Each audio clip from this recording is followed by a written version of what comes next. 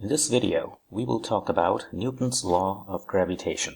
We will look at the force of gravitation between two masses, and we will see how this gravitational force depends on the distance between the two masses and also the strength or the values of the masses. We will solve a few problems to demonstrate the concepts presented. Let's assume you have two masses, m1 and m2, and they are separated by a distance r. There is a gravitational force exerted on m1 by m2 in that direction, and there is also gravitational force exerted on m2 by m1 in that direction. Let's call this gravitational force F. The gravitational force F is proportional to the product of m1 and m2. It is also proportional to the inverse square of the distance between these two masses. When we turn these two proportionalities into an equation, we obtain the following. F equals to G m1 m2 over r squared.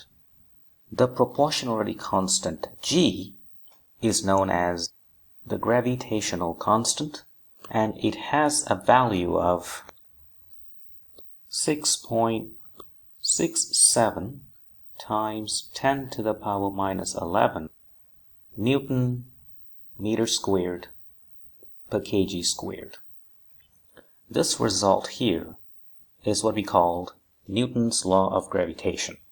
As an example, let's assume we have a three-mass system in a line as shown. We want to determine the gravitational force on this 2 kg mass due to the other two masses. There are two forces acting on this 2 kg mass. The first force is the attractive force due to the 3 kg mass going to the left. Let's call it F3. The second force is the gravitational force due to the 4 kg mass on the right that will go that way. Let's call it F4. So the attractive force from 3 kg mass on the 2 kg mass is given by F3, and the attractive force due to 4 kg mass on the 2 kg mass is given by F4. So let's calculate F3 and F4 respectively. First, F3. Magnitude of F3 is given by the universal gravitational constant times the product of the two masses, in this case 3 and 2, and the distance between them is 2, so 2 squared. The direction of this force is going to the left, so if we are calculating the force vector, then we should include a minus I hat there. The second force is F4 due to the 4 kg mass. Again, you have the gravitational constant. The product of the two masses is now 2 and 4.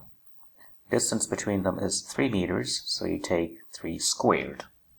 The direction of F4 is to the right, so I hat. So the net gravitational force on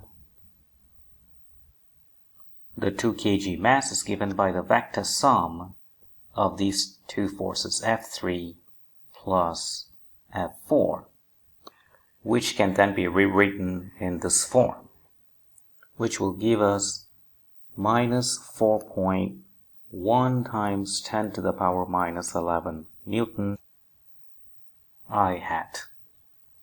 So the net gravitational force on the 2 kg mass is heading to the left. Next, let's look at the following three charge system. They are aligned on a equilateral triangle.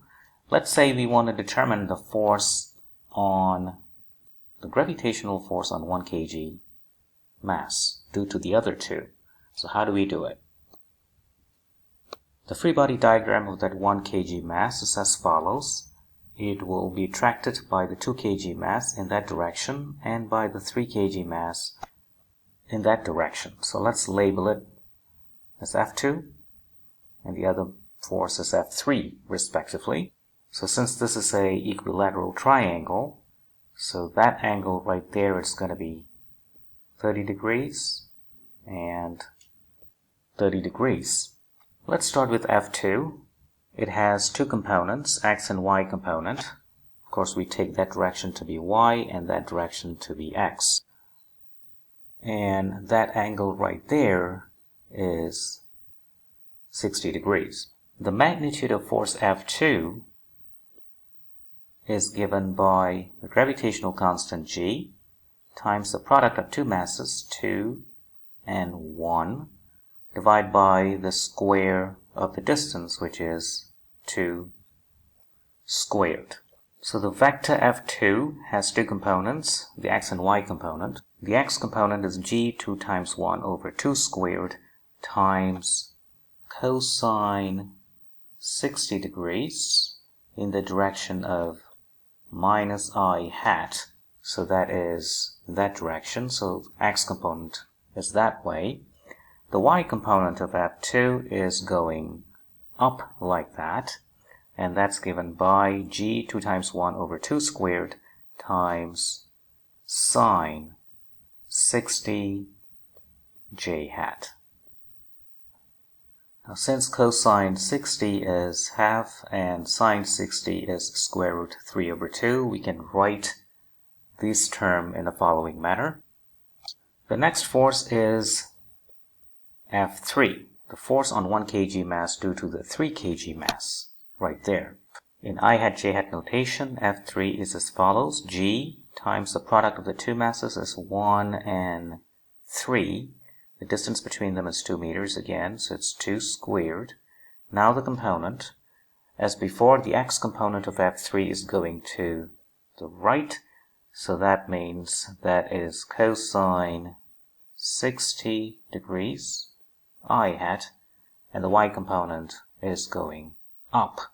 So plus sine 60 j hat, which will reduce into the following. And this is the complete description of force F3. So the net force on that 1 kg mass is just a vector sum of F2 and F3, which simply becomes that. That can further be reduced to a following form, and of course it's measured in the units of newtons. Now let's apply Newton's law of gravitation to this Earth particle system. So this is Earth with its radius r subscript e and mass is m subscript e. And we have a tiny mass on the surface of the Earth with mass little m. Now we are making three assumptions. We are assuming that the Earth's mass is uniformly distributed. We are assuming that the Earth is a perfect sphere, and we are ignoring the rotation effect of the Earth. So if the entire mass of the Earth is assumed to concentrate at the center of the Earth, then the gravitational force on this object m by the Earth is given by the following. Gravitational constant, the product of the tiny mass and the mass of the Earth over the square of the radius of the Earth. So the object, it's being pulled by the Earth towards its center. And one can see that this is also the origin of the weight of that mass m. So equating the gravitational force from the Earth on that tiny mass m to the weight of that mass m, you see that the mass m cancels out, and we have an expression for the gravitational acceleration of Earth, being capital M, mass of Earth, over the square of the radius of Earth.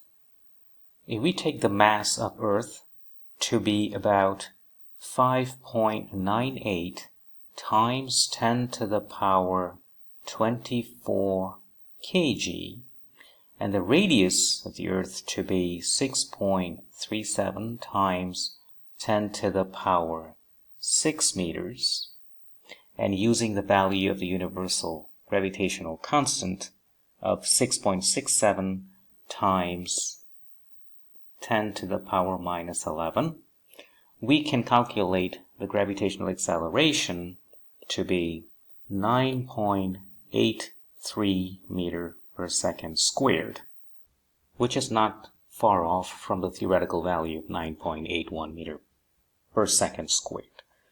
Now it must be remembered the three assumptions that we have made earlier when doing these calculations. Let's look at the following problem. 2 point masses are fixed on a horizontal axis. They are separated by a distance of 2 meters. A has a mass of 3 kg and B has a mass of 9 kg. Where on the horizontal axis should a third mass, C, with a mass of 200 kg be placed so that the net gravitational force on A is 0?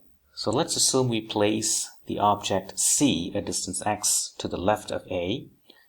Then A will be pulled in an opposite directions by C to the left and by B to the right. So FC, the vector FC, force on A due to C, is given by G, the mass of C, which is 200, times the mass of A, which is 3. The separation between them is x, square that, in the direction of minus I hat. Likewise, the force due to B on A is given by G times the mass of B, which is 9, times the mass of A, which is 3. Separation is 2, so 2 squared in the direction to the right, which is I hat. If the net gravitational force on A were to be 0, then these two forces must have the same magnitude but opposite in direction. So equating their magnitudes, we have the following. And we can see that the G will get cancelled, and we can solve for x, which will give x as 9.4 meters. And that solves the problem. Problem 2. At what altitude above the Earth's surface would the gravitational acceleration be 4.9 meters per second squared? Mass of Earth is 5.98 times 10 to the power 24 kg and radius is 6.37 times 10 to the power 6. So to solve this problem, let's place a test mass at that desired altitude and see what the weight is for that mass. And we shall equate the weight of that mass at that altitude to its gravitational attraction from the Earth at that altitude. The weight of that mass at that altitude is m times g, g being 4.9, and we shall equate that to the gravitational force the m faces from the Earth, the gravitational attraction, that is. The gravitational force is given by Newton's law of gravitation, and that is gravitational constant times the tiny mass times the mass of the Earth, which we know it's given to be 5.98 times 10 to the power 24 kg, divide by the entire distance between the center of the Earth and the test mass, RE plus H squared. So the value of that test mass will get cancelled, so that doesn't matter. And all we have to do is to solve for H, because we know G, we know ME, and we know RE. Rearranging the above equation will give you RE plus H squared equals capital G, the mass of Earth, over 4.9. And we can solve H now as square root capital G, mass of Earth, over 4.9 minus the radius of Earth. And that's going to give you H equals 2.6 times 10 to the power 6 meters. So at that altitude, measured from the surface of the Earth, the value for the gravitational acceleration is 4.9 meters per second squared. And that solves the problem. Thank you for watching.